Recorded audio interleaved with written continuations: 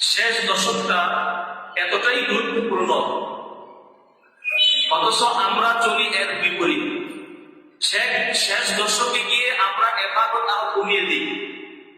আমাদের দেশের পরিস্থিতি হয় এমন, রমজানের শুরুতে প্রথম এক সপ্তাহ যাবৎ বা 10 দিন যাবৎ মসজিদে মুসল্লি জায়গা হয় না, আর শেষ দশকে গিয়ে ঠিক মতো মসজিদের ভিতর অংশটাই ভরে না, ঠিক মতো 4 কাতার 5 কাতার মুসল্লি পাওয়া যায় না। আমরা হলাম বিপরীত ভাবে আমরা কাজগুলো করি। অথচ রমজানের প্রত্যেকটি দিনই আমাদের কাছে গুরুত্বপূর্ণ, কিন্তু এর মধ্যে শেষ দশক বেশি গুরুত্বপূর্ণ, কারণ শেষ দশকে আমরা লাইলাতুল কদর পেয়েছি।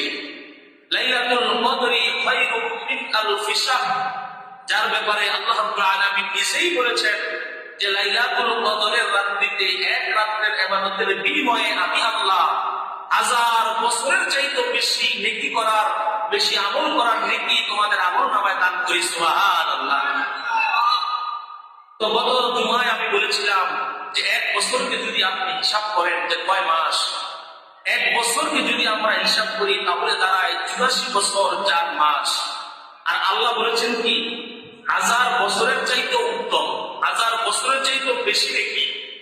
তো যদি আমরা 1000 বছর করি তাহলে তো আমি 84 বছর 4 মাস আমল করার নেকি পাইতেছি শুধু এক রাত্রে ইবাদত বন্দেগী করে। সুবহানাল্লাহ। তো সেই লাইলাতুল কদরের গুরুত্ব মর্যাদা আমরা সঠিকভাবে কতটুকু রক্ষা করতে পারি, এখানে প্রশ্ন থেকে যায়।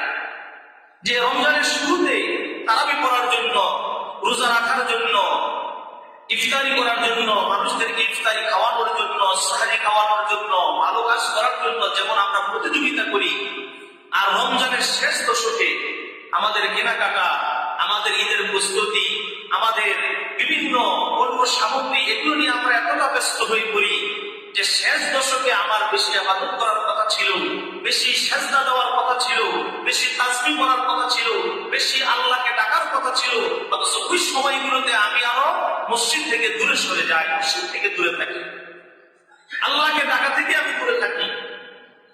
মাহে রমজানুল মুবারকের শেষ দশকের বেজর রাত্রিগুলোর অলরেডি 2টা রাত্র আমরা পার করে ফেলেছি। 21 এবং 23তম রাত্রি আমাদের কাছ থেকে চলে গেছে, আর সামনে আছে 25, 27 এবং 29তম রাত্রি। এই রাত্রিগুলোতে আমরা ইবাদত বন্দেগী করে, আল্লাহ রাব্বুল আলামিনের গোলামি করে, নৈকট্য হাসিল করে যদি আমরা লাইলাতুল কদরের ফজিলতটা পেয়ে যাই, তাহলে 1000 বছরের চাইতে নেকি আমাদের আমলনামায় দান করবে কে? আল্লাহ। কঠিন কিয়ামতের ময়দানে অন্যান্য নবীর উম্মতেরা যারা হায়াত পেয়েছিল 1000 বছর, 2000 বছর, 3000 বছর, শত শত হাজার হাজার বছর যারা হায়াত পেয়েছিল, আর আমরা হায়াত পেয়েছি 60 বছর, 70 বছর, 100 বছর। যদি আমরা খুঁজতে যাই তাহলে সমাজের মধ্যে 100 বছরের সংখ্যা পাওয়া খুবই কঠিন। আল্লাহর হাবিব সাল্লাল্লাহু আলাইহি ওয়াসাল্লাম এই জন্য আমাদেরকে তাকিদ দিয়েছেন, এই পৃথিবীর মধ্যে উম্মতে মুহাম্মদের দাম কত বেশি, সম্মান কত বেশি, তাদের পাওয়ার কত বেশি। কিয়ামতের ময়দানে যতক্ষণ না পর্যন্ত উম্মতে মুহাম্মদি জান্নাতের মধ্যে না যাবে, ততক্ষণ পর্যন্ত অন্যান্য নবীর উম্মতেরা জান্নাতে যাবে না। সুবহানাল্লাহ। আমরা আসলাম পরে, জান্নাতে যাব আগে, এটা আমাদের সুনসিব, এটা আমাদের সৌভাগ্য। আল্লাহর হাবিব বলেন অন্যান্য নবীর উম্মতেরা দুনিয়ায় আগে আসলো, 1000, 1500, 2000 বছর হায়াত পেল, অথচ আমরা 60 বছর, 70 বছর, দয়াল নবী কামলিওয়ালা নবীজি 63 বছর অল্প কিছুদিন দুনিয়ার মধ্যে ছিলেন। এত অল্প সময়ের উম্মতে মুহাম্মদি হায়াত পেয়ে সবার আগে জান্নাতের মধ্যে যাবে। ওই দিন অন্যান্য নবীর উম্মতেরা আল্লাহর কাছে প্রশ্ন করবে, ওগো আল্লাহ, আমরা তো দুনিয়ায় আগে এসেছি, আমরা তো আপনাকে আগে সেজদা দিয়েছি, আপনাকে আগে রব বলে মেনেছি, আপনার হুকুমগুলো আমরা আগে মেনেছি।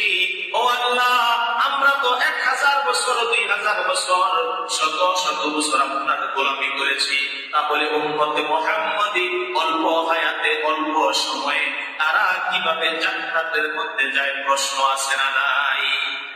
প্রশ্ন আছে না নাই? এটা আমাদের বেলা বলে আমরাও প্রশ্ন করতাম যে আল্লাহ এটা কেমন, এটা কেমন বিচার?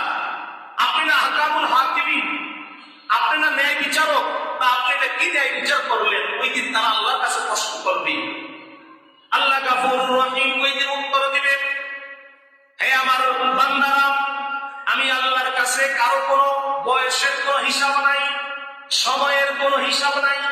আজকে মিজানের পাল্লায় ওজন দেওয়া হবে তোমাদের নেকি, কার কত বেশি নেকি আছে। যার নেকি যত বেশি সে তত তাড়াতাড়ি জান্নাতের মধ্যে যাবে। সুবহানাল্লাহ। কি বলেন? আল্লাহর কাছে বয়সের কোনো দাম আছে? বয়সের কোনো দাম নাই, সময়ের কোনো দাম নাই।